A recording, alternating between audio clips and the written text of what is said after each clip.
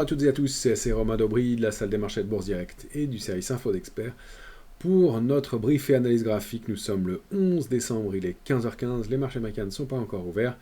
On hésite un peu à Paris, même si on tient pour l'instant, on est toujours en hausse de 0,16% à l'instant sur l'indice CAC 40, à l'entame d'une semaine extrêmement riche et importante. Merci à toutes et à tous pour vos likes, vos partages, vos retweets. Pensez à vous abonner comme toujours à la chaîne Bourse Direct YouTube, vous êtes de plus en plus nombreux, et puis sur nos comptes Twitter respectifs aussi. Et c'est important, merci de le faire, merci de penser à effectivement liker, vous abonner aux chaînes, et puis à activer les notifications aussi pour recevoir en temps réel la mise à jour des vidéos, et puis à nous suivre sur le compte respectif. Plus vous êtes nombreux, plus on a de temps et de possibilités de proposer ce genre de contenu. Un début de semaine qui va être vraiment intéressant, une semaine qui va être vraiment intéressante, la dernière grosse semaine de l'année, même si dans 15 jours on aura encore des chiffres d'inflation notamment, mais cette semaine va être extrêmement riche. Non seulement c'est une semaine technique, d'échéance trimestrielle des marchés dérivés, donc échéance des 4 sorcières vendredi prochain, vendredi 15, ça tombe très tôt, avec des facteurs techniques forts qu'on a déjà évoqués ensemble en ce début de semaine, je vais y revenir, et puis on va regarder des éléments concernant la position ouverte, qui s'est vraiment étayé. C'est très intéressant à suivre dans les jours qui viennent. Dans le calendrier de cette semaine, on a évidemment les banquiers centraux, enfin bouge la caméra, qui vont se réunir. Donc la Fed mercredi et la BCE jeudi. Aujourd'hui, discours de Christine Lagarde, donc lundi. Demain, le ZIU, du sentiment économique en Allemagne, et puis, on prononce ZEV d'ailleurs, en allemand, et puis les prêts à la consommation. On va avoir pas mal d'indications d'inflation aux États-Unis, donc les prêts à la consommation mardi, les prêts à la production mercredi, et les ventes au détail jeudi aux États-Unis, donc toujours des éléments d'inflation. Évidemment les gros rendez-vous, donc la Fed mercredi, la BCE jeudi. On n'attend pas de changement sur les taux là, au cours de ces rendez-vous-là, mais des évolutions de politique, enfin des éléments pour l'évolution de la politique monétaire. Le consensus a l'air de plutôt tabler maintenant sur une baisse des taux au mois de juin. Ça ne fait pas plier le marché pour autant. Lui qui était plus optimiste de ce côté-là, il a l'air de tout à fait bien digérer une éventuelle hausse de taux baisse de taux américaine à partir du mois de juin. Donc on va voir ça et voir si les éléments permettent d'affiner ce calendrier. Et est-ce que la Banque Centrale Européenne va commencer à baisser ses taux avant la Fed? Ce serait historique. Pour l'instant, pas d'éléments dans ce sens-là, mais manifestement, les économistes ont l'air de considérer que ce serait peut-être nécessaire. Vendredi, en plus de l'échéance technique des marchés dérivés, on aura toute une batterie de PMI, des indices des directeurs d'achat, donc ce sont des indicateurs avancés sur la santé de l'économie. Donc même après les rendez-vous des banques centrales, on aura des éléments économiques majeurs à surveiller en Europe et aux États-Unis, les PMI. Et puis donc à 16h pour l'indice CAC 40, échéance du contrat à terme sur l'indice CAC 40, échéance du CAC 40 et des options sur CAC 40. Et puis midi l'Eurostoxx et 13h le DAX. Donc des éléments intéressants tout au long de la semaine. Du côté des marchés dérivés, on a beaucoup de création d'intérêt. Je vais tout de suite vous montrer un élément intéressant sur l'évolution de la position ouverte. Je vous signalais depuis longtemps que la position ouverte sur les marchés dérivés en Europe était faible, qu'elle s'était développée avec la hausse sur les marchés américains. Eh bien, ça n'était pas le cas. Je vous montre tout de suite l'évolution de la position ouverte sur l'Eurostoxx. Vous avez là, depuis du juillet 2022, vous voyez qu'elle a nettement baissé sur un an. Elle se reprend. Les pics que vous voyez ici sont les moments d'échéance, c'est des échéances trimestrielles. Là, ça y est, des pics. Et on voit que depuis maintenant octobre, eh bien, la position ouverte qui était extrêmement basse au moment de l'échéance de septembre s'est reprise un peu. Et on était à 2 800 000 contrats sur l'Eurostoxx avant d'être à 4,5 millions, et même plus au moment des échéances, mais 4,5 millions en moyenne. Au mois d'août 2022, vous voyez que ça avait très nettement baissé. Là, ça remonte, donc on recrée de l'intérêt, et ça s'est repassé jusqu'à 3 millions 100, on va dire, au moment de l'échéance d'il y a un mois, et donc des paliers vraiment intéressants à surveiller. Alors, ça nous donne des éléments en termes d'intérêt, et ce que je voulais voir avec vous, me pardonnerez, je vais regarder mon écran en même temps que je vous parle. Ce que je voulais vous donner, c'est des niveaux techniques, parce qu'on a des zones dans lesquelles il n'y a pas eu d'intérêt. Or, on a eu un palier extrêmement important sur l'Eurostoxx à 4340. Je vais les noter en même temps et on regardera ces niveaux-là qui seront probablement des niveaux techniques à surveiller dans les jours, dans les semaines qui viennent pour d'éventuels retracements et d'éventuels trous d'intérêt. Donc 4340, c'était le 17 novembre. On a eu un creux d'intérêt le 24 novembre et ça s'est réétabli à partir de 4372 sur l'Eurostoxx toujours. Et puis un autre jour important, c'était le 30 novembre, où on a une vraie création d'intérêt à nouveau, une hausse au-delà de 4370. Donc 4340, 4370, on va le voir ensemble, ça va être une vraie zone clé sur les positions ouvertes. Donc on a donc regain d'intérêt et on aborde cette échéance du mois de décembre avec une hausse de la position ouverte. On frôle les 4 millions, 3 830 000 contrats ouverts sur l'Eurostoxx à vendredi soir. C'est vraiment beaucoup mieux.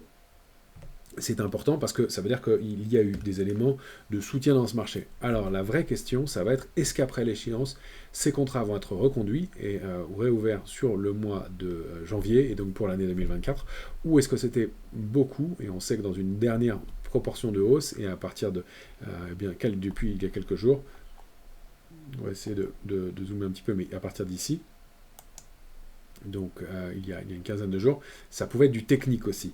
Je l'ai expliqué, j'ai insisté là-dessus dans les vidéos précédentes. Il y a un phénomène technique qui s'est produit alors qu'on a débordé des niveaux que les opérateurs n'attendaient pas sur les options. Et donc ça fait qu'ils sont obligés de s'équilibrer. Les arbitragistes, eux, ce qu'ils veulent, c'est garder une exposition neutre. Plus on approche de l'échéance, plus il faut de contrats futurs pour équilibrer cette position ouverte. Et donc plus il est nécessaire d'acheter de contrats pour équilibrer des positions sur les options. Donc ça alimente la hausse, qui s'auto-alimente, on déborde des niveaux, etc. Et donc c'est l'un entraînant l'autre, ça accentue le mouvement. Plus la spéculation, plus les algorithmes, ce qui fait qu'on tire. Et on l'a vu, je vous l'ai montré la semaine dernière, des séquences où on prend 40, 50, 60 points sur le CAC 40 ou les autres indices en ligne droite avec des niveaux très très techniques et une hausse très régulière, très propre. C'est vraiment un mélange de techniques et d'algorithmes qui viennent payer et tirer. Alors est-ce que ces intérêts vont être reconduits après l'échéance du mois de décembre? Ça va être vraiment intéressant de voir comment se comporte le marché post-échéance, et donc à partir de la semaine prochaine, donc aux alentours du 18 décembre. Alors ce sera la fin de l'année, il y aura moins d'intérêt, mais voir déjà si cette position ouverte et cet intérêt sont reconduits. Moi je penche pour un mix entre les deux, c'est-à-dire une partie technique et une partie de regain d'intérêt. Maintenant, il y a fort à parier que cette échéance technique de vendredi va être une bascule. Alors pour des scénarios clairs jusqu'à l'échéance, c'est quasiment du pari. Est-ce que la technique va l'emporter et est-ce qu'on va continuer sur ce rallye haussier jusqu'à l'échéance et un petit peu après pour les habillages de portefeuille, pour la fin d'année et pour ces raisons techniques que j'expliquais, ou est-ce qu'on va dégonfler un peu parce qu'on a un peu tiré, c'est très possible aussi, qu'il y ait de la prise de bénéfices, qu'on réintègre certains niveaux et que le marché consolide. On n'a aucune figure de retournement baissière dans l'immédiat, pas d'alerte majeure, quoi que ce soit, on a juste un marché qui est pour l'instant à déborder des niveaux techniques, donc des zones qu'il va falloir préserver ou non, et en tout cas des retracements qui sont possibles. Maintenant, sur les indices, on l'a évoqué plusieurs fois, on a consommé une grosse partie du potentiel de hausse des jours, des semaines à venir. Il y a beaucoup de choses qui sont mises en place, et on va le regarder de façon un peu rapide sur les valeurs aussi. On atteint des résistances, les titres vont peut-être devoir consolider un peu. Maintenant, pour cette semaine, techniquement, est-ce que les indices vont faire une pause ou vont déborder des niveaux? On est vraiment sur des charnières sur tous les indices. 4603 sur le S&P 500, on l'a débordé en clôture vendredi soir. Sur le futur, on est un peu en dessous. La zone 16 025, 16 100 sur le Nasdaq, pareil, niveau technique majeur. Est-ce qu'on va réussir à s'installer au-dessus et poursuivre? Et pareil sur le CAC 40, on n'est pas tout à fait allé chercher les cibles, les résistances majeures, des cibles techniques, oui, pas les résistances majeures. Donc on va voir comment tout ça s'articule. Je vous propose de passer donc au graphique dès maintenant. Là, vous avez le S&P en hebdomadaire, comme toujours. Alors, j'ai gardé ce niveau en résistance 4603. On a clôture à 604,37. C'est vraiment un niveau clé. On est donc en hebdomadaire. Si on déborde, eh bien ce niveau-là, je l'ai laissé en rouge. Il est vert pour l'instant, en tout cas à la clôture de vendredi. J'ai même mis en vert les niveaux suivants. Pour l'instant, eux sont en rouge, autant pour moi. Et on a ces niveaux de résistance majeurs à surveiller, 4632 et 4677, qui sont les prochaines cibles sur le S&P. Pour l'instant, on n'a pas d'invalidation de la hausse. Les volumes sont un petit peu moins forts dans les mouvements récents, et on a encore toujours quand même cette structure d'élargissement que j'évoquais en journalier avec vous. Donc avec un peu de désorientation, des plus hauts, des plus bas, encore plus bas, des plus hauts, encore plus hauts. Attention, si ça se matérialise, c'est maintenant, c'est-à-dire en ce début de semaine, probablement pour une consolidation. On peut continuer à accélérer, pourquoi pas aller chercher jusqu'à 4632 Si on se réinstalle au-dessus de 4603, 632, bien la hausse va se poursuivre probablement et on va pouvoir aller chercher 677, 778 qui sont des tops historiques. Si on repasse sous 4603, puis qu'on réintègre ce niveau de support intermédiaire à 4586, donc 4595, 4586 sont des alertes de très court terme, et après on a les chances d'accélérer à la baisse et donc de s'inscrire dans ce triangle inversé qui est toujours un signe de désorientation. Alors encore une fois, il n'est pas énorme. Le décompte des vagues donne qu'on est probablement dans la 5e vague, c'est peut-être là l'échec. Maintenant, on a clôturé au-dessus de ce niveau de support en clôture la semaine dernière, donc c'est vraiment un scénario de chance sur deux. Vous savez que j'aime bien privilégier des scénarios et vous donner des scénarios préférés. Là, c'est vraiment difficile. Le technique peut l'emporter sur la raison, si on peut dire. On avait quelques divergences de volume, elles ont été gommées. Des divergences sur les oscillateurs, elles sont peut-être gommées.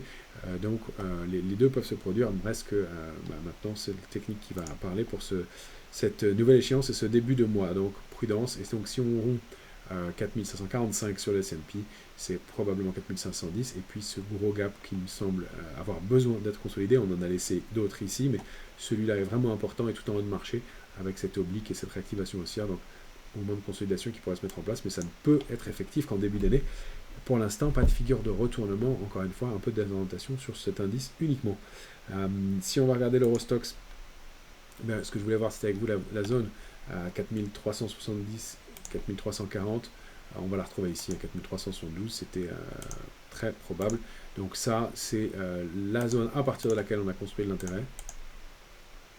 J'ai dû déplacer ou dupliquer, voilà. Ça, c'est la zone à partir de laquelle on a créé de l'intérêt. Donc je vous mets les niveaux affichés là. Donc, ça va être, là, ça va être ce qu'on va surveiller comme retracement possible et comme niveau à partir duquel l'intérêt s'est créé, s'est matérialisé. Il ne serait pas logique de repasser en dessous. En tout cas, si c'est le cas, on sait qu'en dessous, il y a moins d'intérêt construit. Donc là, c'est nos niveaux d'alerte. Ce sont nos niveaux d'alerte de court terme et de retournement. Pour l'instant, pas d'invalidation, pas de signal de baisse. On voit que voilà, les oscillateurs tirent un peu, on a des ADX qui sont un peu au plafond, mais c'est de l'intérêt sur le marché, et globalement, donc on est dans ce nouveau range, 4411, 4627, la médiane 4505, surpasse sous 505, petit warning intraday sous 4466, c'est le déclenchement de signal de baisse, et là on a des chances de revenir chercher cette zone-là, encore une fois, rien de méchant sur les niveaux actuels. Ça fait un retracement de 3 à 4%.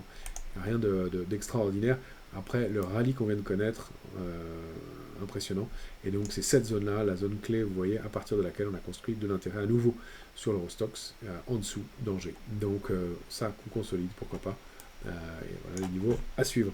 Sur le CAC 40, même scénario, je vous remonte l'indice en journalier, on va le regarder même... voilà, en hebdo, le niveau majeur c'est 4577, on a des intermédiaires aussi ici, le niveau de 7544, c'est 7544, 7577, le gros plafond de verre, le prochain, sont les tops du mois d'avril dernier sur le CAC 40. Encore une fois, avec le rebond qu'on vient de connaître, il va falloir consolider, tant qu'on est au-dessus de 7385, il n'y a pas de risque majeur, et si on regarde le futur CAC 40 en 14 heures, j'ai beaucoup de niveaux, pardon. J'ai laissé des niveaux pour le trading intraday. On arrive à faire des petits écarts pas mal sur le futur ces derniers temps. Voilà, on est arrivé en haut de la borne haute du canal haussier de moyen terme qui est actif sur le futur. Je vais dézoomer. Le canal haussier, il est actif vraiment depuis 31 octobre. On a bien touché borne haute, borne basse, borne haute, borne basse, et on a mis du temps, mais on est revenu chercher la borne haute. Pareil, c'est une cible. Maintenant, la grosse cible majeure sur le CAC 40, c'est la borne haute du trading range 7199, 7591. Encore un tout petit peu de place pour aller chercher les tops du futur des dernières semaines, enfin des derniers mois, du mois d'avril, retesté en mai, échec au mois d'août qui avait déclenché un mouvement baissier. Donc des niveaux charnières, est-ce qu'on va les continuer? Dans ce cas-là, on peut toujours envisager des extensions, j'en avais tracé quelques-unes, des reproductions de range. Le marché fonctionne de façon très technique, donc on peut prendre comme gros niveau bien déjà des niveaux de support et de résistance intermédiaires. On va pouvoir avoir ce niveau à surveiller ensuite, 7689 autour. On a la zone plus proche des dernières zones support-résistance qui sont aussi à surveiller. Vous voyez, c'est comme ça qu'on procède quand on est en terrain connu. Il y a les extensions de Fibonacci qui sont pas mal aussi. Moi, j'aime bien les ranges. Ces zones-là ont été intéressantes. Et puis, si on veut en prendre une dernière pour aller voir les extensions possibles, pour moi, c'était ça. Et donc, si on la duplique par le haut, on a ça. On aurait cette zone-là. Voilà, en direct, je vous ai tracé les niveaux à surveiller, 630, 649, 689 et pourquoi pas 776, ça c'est une autre projection que j'avais faite il y a quelques temps, mais qui reste un niveau intéressant à surveiller. Tant qu'on est au-dessus de 393, la médiane du range, c'est notre alerte de court terme, l'alerte intraday, on va la remonter à 491. L'alerte de court terme, c'est la médiane du range. Le range, c'est 7199, 7591. Tant qu'on est dans ce range, tout est OK, le marché est plutôt haussier, il n'y a pas de danger particulier. Encore une fois, un besoin de consolider sur un indice qui a pas mal tiré ces derniers temps et qui forme son extension. Voilà. On n'a pas de figure de retournement baissière, on n'a aucun signe d'invalidation. Attention à ne pas se précipiter, on va vouloir contrer le marché, même si évidemment plus le temps passe, plus on a de probabilités que ça consolide. Les indices américains ont encore une fois donné des signaux de force et de réactivation haussière après plusieurs semaines de pause. En fin de semaine, je reviens par exemple sur le Nasdaq. Je vais mettre en journalier. Il est 15h30 en plus. L'indice Nasdaq vient d'ouvrir. Voilà, lui, il a consolidé pendant de mi-novembre jusqu'à la fin de la semaine dernière, 7 décembre, dans ce range, 15 760, 16 025, et en fin de semaine dernière, il a débordé 16 025 en clôture. C'est plutôt un signe de force, encore une fois. Donc, on va surveiller comment se comporte la clôture aujourd'hui, comment se comportent les opérateurs et la clôture d'aujourd'hui. De même sur le S&P, ça va être vraiment l'enjeu. Là, on est juste en dessous de notre zone 4603, on est juste en dessous 4597, c'est 595, 480, 4585, 4595 à préserver, c'est notre alerte intraday, pour sinon retracer de quelques points. Et tant qu'on n'est pas sous 4545, il n'y a pas d'invalidation. Donc, pour l'instant, scénario ouvert encore une fois.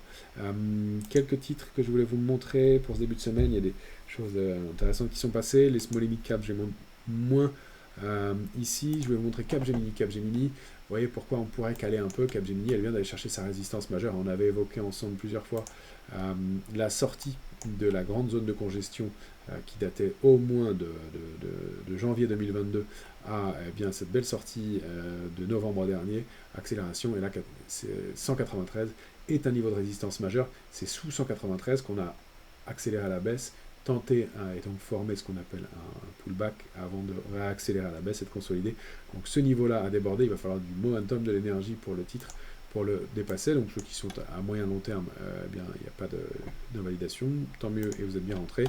À court terme, on peut être tenté de prendre un peu de bénéfice si on est plus dynamique, parce que les cibles à 222 ne sont pas pour tout de suite et qu'il va peut-être falloir retracer un peu. Pourquoi pas aller chercher des intermédiaires à 189, voire à 185-75, avant de réaccélérer, de repartir à la hausse, pour un titre qui en tout cas surperforme pour le moment, mais qui donne des petits signes d'épuisement à court terme, et c'est bien légitime compte tenu des parcours. On a Dassault Systèmes, alors Dassault Systèmes c'est pareil, c'est une grosse zone, j'ai laissé le gros niveau, mais on a une zone de résistance qui est là entre 46,64, 45,34. Est-ce qu'on va pouvoir la déborder tout de suite? On a cette même bougie du jour, c'est une bougie quotidienne, et le marché n'est pas clôturé. Il va falloir voir comment on clôture sur les indices américains pour se faire une vraie idée du mouvement. Mais pour l'instant, pas d'invalidation, mais cette bougie qui témoigne d'un peu d'épuisement, de même que les volumes, de même que quelques divergences, et des oscillateurs qui sont vraiment, des indicateurs qui sont vraiment au plafond. Si on regarde l'ADX, on a vraiment quelque chose d'extrême pour l'instant, donc prudence, évidemment le ratio risque-rendement est plus à la main de la consolidation que d'une accélération dans l'immédiat.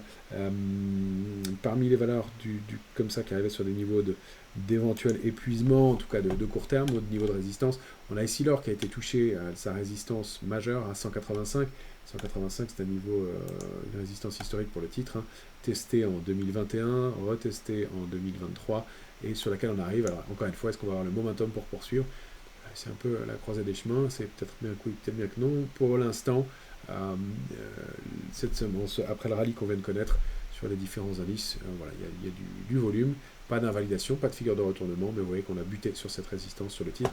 Je fais plusieurs titres comme ça qui donnent des signaux, qui arrivent sur des niveaux de résistance. Le Grand aussi, qui a fait un très beau parcours, 95,30 est une résistance majeure, elle vaut 95,20 à l'instant, elle n'a pas retracé depuis qu'elle touche ces niveaux, elle peut poursuivre encore, elle intervient au sein d'un canal haussier de long terme, elle a encore du potentiel à moyen long terme pour aller chercher la borne haute du canal et ses plus hauts historiques, donc des niveaux situés aux alentours de 100, 100,20, mais et pas d'invalidation, pas de figure de retournement, de la hausse et du volume. Est-ce qu'on va pouvoir juste déborder ces niveaux-là?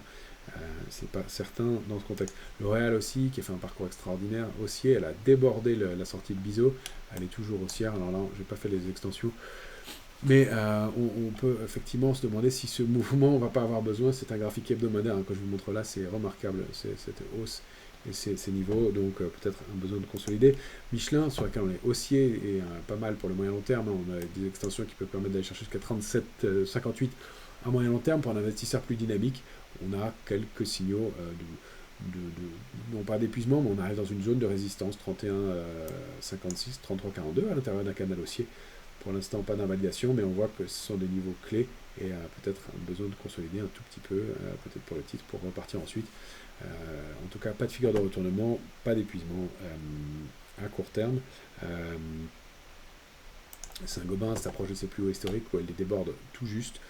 C'était aujourd'hui, voilà, cette zone 61,50, 62,18, pardon, il y en a beaucoup de niveaux affichés en même temps, mais elle est en train de les déborder, elle déborde ses plus hauts historiques. C'est signe de force, bien entendu, pour le titre, signe de force pour l'indice. Maintenant, les volumes sont plus faibles et pareil, on arrive un peu à des niveaux extrêmes en termes sur certains oscillateurs ou indicateurs graphiques. Donc, on approche voilà, le risque d'échec à 62,95 pour le titre. C'était son top et son plus haut historique de janvier 2022. Donc, attention à évidemment envisager aussi le double top, le double sommet, et donc un retracement possible sur des titres qui arrivent à des niveaux clés. Schneider, un titre pareil qu'on suit beaucoup, pour lequel on avait plusieurs fois ensemble indiqué le potentiel haussier, est sorti, fausse sortie de son biseau, extension, on était allé chercher la cible, on l'a même largement débordé, et là cette zone 174,20, 178, 76 est importante. Pour le titre, on est un peu en terre inconnue. Peut-être pareil, besoin de digérer cette extension et ce remarquable rebond qui est de plus de 30% depuis la fin du mois d'octobre. Donc pareil, encore une fois, pas de figure d'invalidation, pas de retournement, mais on peut penser que le marché aura besoin de souffler pour digérer tout ça. Parmi les valeurs que je voulais vous montrer, on a fait le tour de quelques valeurs du CAC. Je voulais vous montrer Atos, qu'on a recommandé la semaine dernière en dynamique, que j'ai recommandé aujourd'hui dans l'émission le choix des experts sur la chaîne BNP YouTube avec nos amis Laurent et Falco. Voilà pourquoi Atos. Et bien parce qu'Atos, elle, après avoir beaucoup baissé, un parcours très baissier depuis plusieurs semaines, plusieurs mois, on rappelle qu'Atos, elle a valu en 2017 jusqu'à 97 et plus, et donc un parcours très baissier, mais maintenant, changement de direction entériné, et là, elle semble se retourner au sein d'une très grosse figure de retournement qu'elle construit depuis le mois d'août dernier, en épaule, tête, épaule inversée, avec donc ce niveau de support 5,65,2 à préserver, on mettra un stop un peu en dessous, 5,40 peut-être, pour éviter des extensions, mais un scénario de retournement possible. Je vous invite à voir la vidéo sur la chaîne BNP YouTube, le choix des experts, vous aurez le détail de la stratégie avec un produit dynamique. Évidemment, c'est une recommandation à caractère promotionnel. Pour ce produit-là, vous pouvez aussi le travailler en ferme avec le titre directement. Et donc, si Atos réussit à se réinstaller au-delà de 6,60, ce sera un bon signal et déborder la ligne de coup de cette figure qui est située donc pour la semaine à 7,15, environ 7,20. Voilà, d'autant plus que le volume va dans le sens des acheteurs pour l'instant. On a des divergences haussières et un timing qui est propre et une symétrie qui est propre aussi. Alors c'est quelque chose de moyen long terme parce que par symétrie on obtient une sortie de cette zone au 15 janvier au maximum. Ça peut être avant, c'est plutôt bien, c'est signe de force. Si c'est après, bien c'est signe de faiblesse, de fragilité, et donc on a moins de chances que le scénario se réalise. Donc il y a un timing associé à cette possibilité de hausse, avec comme cible idéale 10,51. On a des niveaux de résistance intermédiaires, donc ce petit gap qui sera forcément à observer. Donc première résistance sur le pied du gap à 8,89 et puis la borne haute du gap 9,07. Ça, ce sera probablement un premier niveau à surveiller et observer. On voit que ça correspond à des zones d'intérêt ici aussi d'ailleurs. Donc voilà, quelque chose qui se met en place et qu'on attaque dans l'épaule. Ça peut être toujours intéressant pour la suite. Et je voulais vous montrer enfin chargeur sur lequel on est rentré. On avait hésité, on est peut-être rentré un petit peu tard sur le titre. Ouais, contre un niveau de résistance important. Donc maintenant, on a eu du volume. On arrive vraiment sur un gros niveau de résistance sur le titre. On aurait pu attaquer un petit peu plus tôt, mais il y a eu cette structure de retournement en épaule, tête, épaule inversée, accélération haussière, et le potentiel de hausse est encore important. Donc on a choisi de prendre un petit peu de risque sur ce titre en dynamique avec un stop un peu large et donc la possibilité, j'espère, de pouvoir continuer à la hausse. Maintenant, effectivement, le niveau à franchir en clôture, c'est 9,19 et dans ce cas-là, on aurait une première cible située à 10,32 et puis l'extension, pourquoi pas, à 11,54 sous l'épaule et la ligne de coup de la figure précédente, donc sous 8,20, 8,30, on n'insistera pas, le scénario serait invalidé. Pour l'instant, c'était plutôt pas mal et plutôt déclenchement d'un signal haussier, même si la bougie du jour est moins bien que le moment où on s'est décidé. Alors, encore une fois, le marché pourrait décider de consolider compte tenu du contexte. Voilà ce que je voulais vous montrer pour aujourd'hui.